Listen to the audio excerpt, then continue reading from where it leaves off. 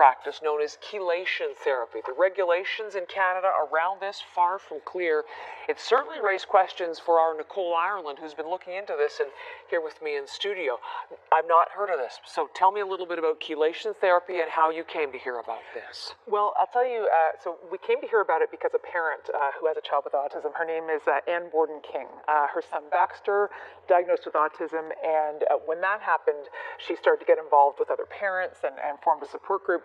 And she started to learn that a lot of parents were really pursuing a lot of, because we don't know exactly what causes autism, parents hear about all kinds of different treatments and all kinds of different ideas, and they were doing a lot of things that were unproven. And the thing that bothered her the most was chelation therapy. Now, chelation therapy is actually, it's a legitimate medical treatment, but it's used to remove heavy metals from the body. So what happens is it's usually done sometimes in pill form, usually with an IV.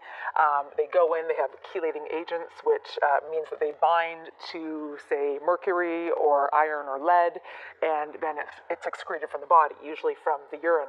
So it would be used properly for things like industrial accidents or if somebody had lead poisoning.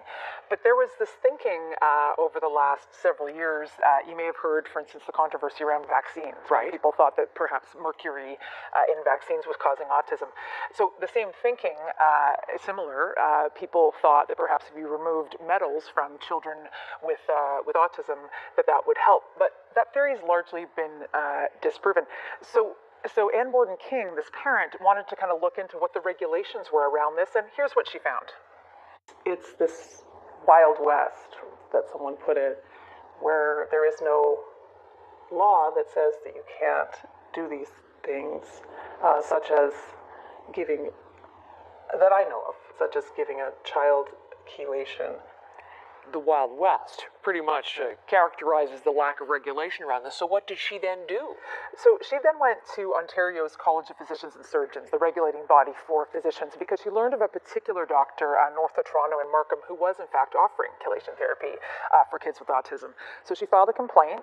The college came back to her and said that they weren't going to pursue any sanctions, that they actually found that the doctor had not violated what they call their complementary and alternative medicine policy. And we're not sure if one of the factors here was the fact that she hadn't herself met the doctor or the patients, that she was a third party. The college did mention that in their response to her, but the college, because they didn't actually lay any sanctions, won't discuss with CBC or anybody the details of this. But what's interesting about this complementary and alternative medicine policy that the college has is it specifically says that you can only use treatments that are scientifically and evidence-based. Okay, and in this case, does that science exist? Well, no. All the autism experts that we talk to say, in fact, it doesn't. And in fact, they say that it can be harmful.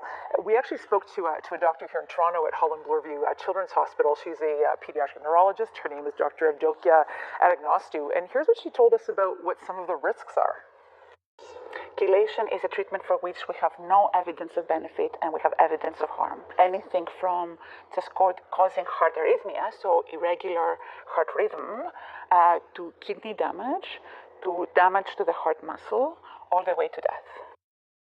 So here's the thing. So not only is there those risks that are involved, we also know, for instance, from a regulatory standpoint, Health Canada does not approve chelation therapy for kids and for autism, but they say that it's up to the individual colleges to decide. And one other thing that doctors are worried about is the financial investment. These treatments aren't free, so doctors worry that if parents are investing their money into this kind of thing and getting hope from that, often false hope, they say, they may not be investing in some of the things that work, like behavioral therapy, speech therapy, those kinds of more proven treatments. Fascinating